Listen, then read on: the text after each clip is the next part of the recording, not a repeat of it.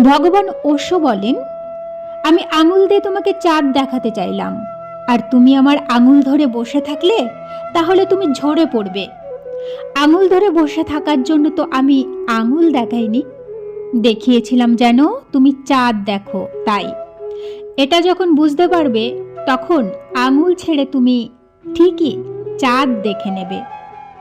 আর ঠিক যে মুহূর্তে তুমি চাঁদ দেখবে, তখনই তুমি আমার চেষ্টা সফল করে দিয়েছ।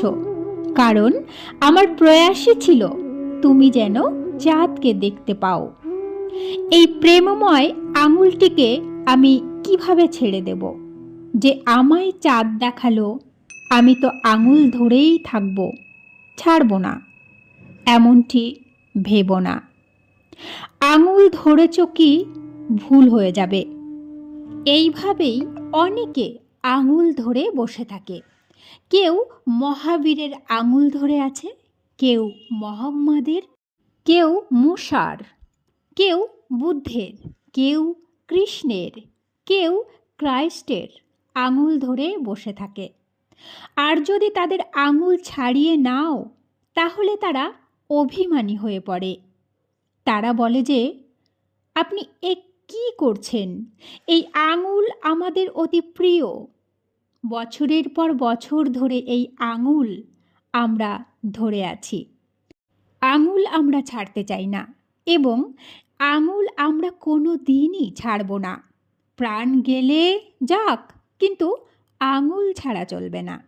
সেই চাঁদকে কখন দেখবে যার দিকে আমি আঙুল তুললাম?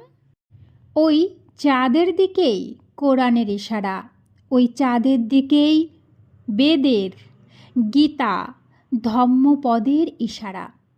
অথচ এই ধম্মপদকেই কেউ বুকেই ছাতিতে লাগিয়ে বসে আছে, কেউ বেদকে মাথায় বসিয়ে রেখেছে। বোঝার ভারে দেবে যাচ্ছে, মরে যাচ্ছে। অথচ কেউ এই বোঝা নামাতে এলে তাকে তুমি শত্রু ভাবছ। কারণ তুমি মনে করছো এ বোঝা নয়, সম্পদ। আমি তোমার উপর বোঝা হতে চাই না।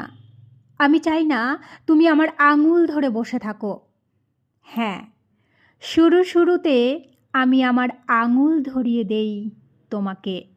কারণ আঙুল একবার ধরতে শিখলে চাঁদের দিকে যাত্রা শুরু করাটা অন্তত সম্ভব হয়।